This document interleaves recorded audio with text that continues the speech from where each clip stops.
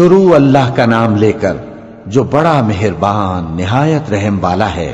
اس کتاب کا اتارا جانا اللہ کی طرف سے ہے جو غالب ہے، حکمت والا ہے۔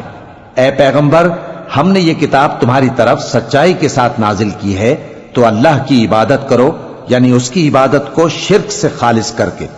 دیکھو، خالص عبادت اللہ ہی کے لیے زیبا ہے، اور جن لوگوں نے اس کے سوا اور دوست بنائے ہیں وہ کہتے ہیں کہ ہم ان کو اس لیے پوچھتے ہیں کہ وہ ہم کو اللہ کا مقرب بنا دیں۔ تو جن باتوں میں یہ اختلاف کرتے ہیں اللہ ان میں ان کا فیصلہ کر دے گا۔ بے شک اللہ اس شخص کو جو جھوٹا ناشکرا ہے ہدایت نہیں دیتا۔ اگر اللہ کسی کو اپنا بیٹا بنانا چاہتا تو اپنی مخلوق میں سے جس کو چاہتا منتخب کر لیتا۔ وہ پاک ہے، وہی ہے اللہ جو اکیلا ہے، بڑا زبردست ہے۔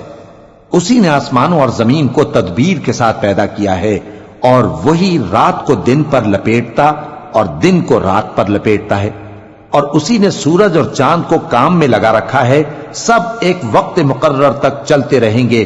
دیکھو، وہی غالب ہے، بخشنے والا ہے۔ اسی نے تم کو ایک جان سے پیدا کیا، پھر اس سے اس کا جوڑا بنایا، اور اسی نے تمہارے لیے چوپایوں میں سے 8 جوڑے بنائے۔ وہی تم کو تمہاری ماؤں کے پیٹ میں پہلے ایک طرح، پھر دوسری طرح 3 اندھیروں میں بناتا ہے۔ یہی اللہ تمہارا پروردگار ہے، اسی کی بادشاہی ہے، اس کے سوا کوئی معبود نہیں۔ پھر تم کہاں بہ کے جاتے ہو؟ اگر ناشکری کرو گے تو اللہ تم سے بے نیاز ہے، اور وہ اپنے بندوں سے ناشکری پسند نہیں کرتا، اور اگر شکر کرو گے تو وہ اس کو تمہارے لیے پسند کرتا ہے، اور کوئی بوجھ اٹھانے والا دوسرے کا بوجھ نہیں اٹھائے گا۔ پھر تم کو اپنے پروردگار کی طرف لوٹنا ہے، پھر جو کچھ تم کرتے رہے وہ تم کو بتا دے گا۔ وہ تو دلوں کی پوشیدہ باتوں تک سے آگاہ ہے، اور جب انسان کو تکلیف پہنچتی ہے تو اپنے پروردگار کو پکارتا ہے، اس کی طرف دل سے رجوع کرتا ہے۔ پھر جب وہ اس کو اپنی طرف سے کوئی نعمت دے دیتا ہے تو جس کام کے لیے پہلے اس کو پکارتا تھا اسے بھول جاتا ہے، اور اللہ کا شریک بنانے لگتا ہے تاکہ لوگوں کو اس کے رستے سے گمراہ کرے۔ کہہ دو کہ اے کافر نعمت، اپنی ناشکری کے باوجود تھوڑا سا فائدہ اٹھا لے، پھر تو دوزخیوں میں ہوگا۔ بھلا مشرک اچھا ہے یا وہ جو رات کے مختلف اوقات میں زمین پر پیشانی رکھ کر اور کھڑے ہو کر عبادت کرتا اور آخرت سے ڈرتا اور اپنے پروردگار کی رحمت کی امید رکھتا ہے۔ کہو، بھلا جو لوگ علم رکھتے ہیں اور جو علم نہیں رکھتے، کیا دونوں برابر ہو سکتے ہیں؟ پس نصیحت تو وہی حاصل کرتے ہیں جو عقل مند ہیں۔ اے نبی، میرا پیغام سنا دو۔ اے میرے بندو جو ایمان لائے ہو، اپنے پروردگار سے ڈرو۔ جن لوگوں نے اس دنیا میں نیکی کی ان کے لیے بھلائی ہے، اور اللہ کی زمین کشادہ ہے۔ جو صبر کرنے والے ہیں ان کو بے حساب ثواب ملے گا۔ کہہ دو کہ مجھ سے ارشاد ہوا ہے کہ اللہ کی عبادت کو خالص کر کے اس کی بندگی کروں، اور یہ بھی ارشاد ہوا ہے کہ سب سے پہلے میں فرما بردار بن جاؤں۔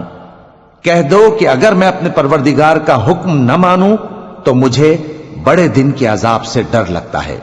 کہہ دو کہ میں اپنے دین کو شرک سے خالص کر کے اللہ ہی کی عبادت کرتا ہوں، اب تم اس کے سوا جس کی چاہو پرستش کرو۔ کہہ دو کہ نقصان اٹھانے والے تو وہی لوگ ہیں جنہوں نے قیامت کے دن اپنے آپ کو اور اپنے گھر والوں کو نقصان میں ڈالا۔ دیکھو، یہی سراسر نقصان ہے۔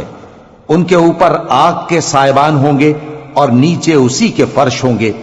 یہ وہ عذاب ہے جس سے اللہ اپنے بندوں کو ڈراتا ہے کہ اے میرے بندو، مجھی سے ڈرتے رہو۔ اور جنہوں نے اس بات سے پرہیز کیا کہ بتوں کو پوجیں اور اللہ کی طرف رجوع کیا، ان کے لیے بشارت ہے۔ تو میرے بندوں کو بشارت سنا دو۔ جو بات کو غور سے سنتے ہیں پھر سب سے اچھی باتوں کی پیروی کرتے ہیں، یہی وہ لوگ ہیں جن کو اللہ نے ہدایت دی، اور یہی عقل والے ہیں۔ بھلا جس شخص پر عذاب کا حکم صادر ہو چکا ہو تو کیا تم اسے جو دوزخ میں پڑا ہو نکال سکتے ہو؟ لیکن جو لوگ اپنے پروردگار سے ڈرتے ہیں ان کے لیے اونچے اونچے محل ہیں جن کے اوپر بالا خانے بنے ہوئے ہیں اور ان کے نیچے نہریں بہ رہی ہیں۔ یہ اللہ کا وعدہ ہے، اللہ وعدے کے خلاف نہیں کرتا۔ کیا تم نے نہیں دیکھا کہ اللہ آسمان سے پانی نازل کرتا، پھر اس کو زمین میں چشمے بنا کر جاری کرتا، پھر اس سے کھیتی اگاتا ہے جس کے طرح طرح کے رنگ ہوتے ہیں، پھر وہ تیار ہو جاتی ہے، پس تم اس کو دیکھتے ہو کہ زرد ہو گئی ہے، پھر اسے چورا چورا کر دیتا ہے۔ بے شک اس میں عقل والوں کے لیے نصیحت ہے۔ بھلا جس شخص کا سینہ اللہ نے اسلام کے لیے کھول دیا ہو سو وہ اپنے پروردگار کی طرف سے روشنی پر ہو، تو کیا وہ سخت دل کافر کی طرح ہو سکتا ہے؟ پس ان پر افسوس ہے جن کے دل اللہ کی یاد سے غافل اور سخت ہو رہی ہیں، اور یہی لوگ سراسر گمراہی میں ہیں۔ اللہ نے نہایت اچھی باتیں نازل فرمائی ہیں، یعنی کتاب جس کی آیتیں باہم ملتی جلتی ہیں اور دہرائی جاتی ہیں۔ جو لوگ اپنے پروردگار سے ڈرتے ہیں ان کے بدن کے رونگٹے اسے سن کر کھڑے ہو جاتے ہیں، پھر ان کی کھالیں نرم ہو جاتی ہیں اور دل بھی نرم ہو کر اللہ کی یاد کی طرف متوجہ ہو جاتی ہیں۔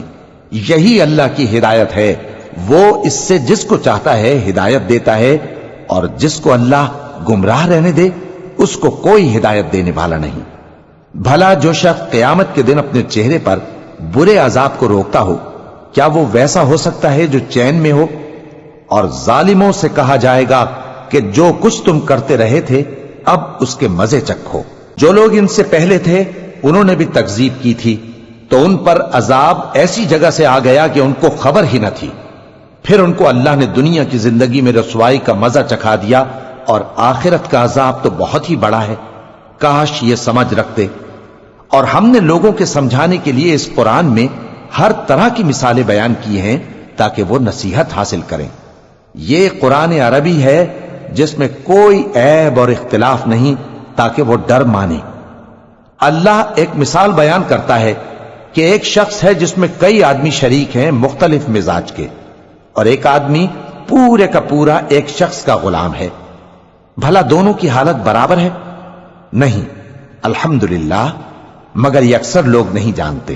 اے پیغمبر، تم بھی مرنے والے ہو اور یہ بھی مرنے والے ہیں، پھر تم سب قیامت کے دن اپنے پروردگار کے سامنے جھگڑو گے۔ پھر اس سے بڑھ کر ظالم کون جو اللہ پر جھوٹ بولے اور سچی بات جب اس کے پاس پہنچ جائے تو اسے جھٹلائے۔ کیا جہنم میں کافروں کا ٹھکانہ نہیں ہے؟ اور جو شخص سچی بات لے کر آیا اور جس نے اس کی تصدیق کی وہی لوگ متقی ہیں۔ وہ جو چاہیں گے ان کے لیے ان کے پروردگار کے پاس موجود ہے۔ نیکوکاروں کا یہی بدلہ ہے، تاکہ اللہ ان سے برائیوں کو جو انہوں نے کی دور کر دے، اور نیک کاموں کا جو وہ کرتے رہے ان کو بدلہ دے۔ کیا اللہ اپنے بندے کو کافی نہیں؟ اور اے نبی، یہ تم کو ان لوگوں سے جو اللہ کے سوا ہیں یعنی غیر اللہ سے ڈراتے ہیں، اور جس کو اللہ گمراہ رہنے دے اسے کوئی ہدایت دینے والا نہیں، اور جس کو اللہ ہدایت دے اس کو کوئی گمراہ کرنے والا نہیں۔ کیا اللہ عزت والا بدلہ لینے والا نہیں ہے؟ اور اگر تم ان سے پوچھو کہ آسمانوں اور زمین کو کس نے پیدا کیا تو کہہ دیں گے کہ اللہ نے۔ کہو کہ بھلا دیکھو تو جن کو تم اللہ کے سوا پکارتے ہو، اگر اللہ مجھ کو کوئی تکلیف پہنچانی چاہے تو کیا وہ اس تکلیف کو دور کر سکتی ہیں؟ یا اگر وہ مجھ پر مہربانی کرنا چاہے تو کیا وہ اس کی مہربانی کو روک سکتے ہیں؟ کہہ دو کہ مجھے اللہ ہی کافی ہے، بھروسہ رکھنے والے اسی پر بھروسہ رکھتے ہیں۔ کہہ دو کہ اے قوم، تم اپنی جگہ عمل کیے جاؤ، میں اپنی جگہ عمل کیے جاتا ہوں۔ ان قریب تم کو معلوم ہو جائے گا کہ کس پر عذاب آتا ہے جو اسے رسوا کرے گا، اور کس پر ہمیشہ کا عذاب نازل ہوتا ہے۔ ہم نے تم پر یہ کتاب لوگوں کی ہدایت کے لیے سچائی کے ساتھ نازل کی ہے، تو جو شخص ہدایت پاتا ہے تو اپنے بھلے کے لیے، اور جو گمراہ ہوتا ہے تو گمراہی سے اپنا ہی نقصان کرتا ہے۔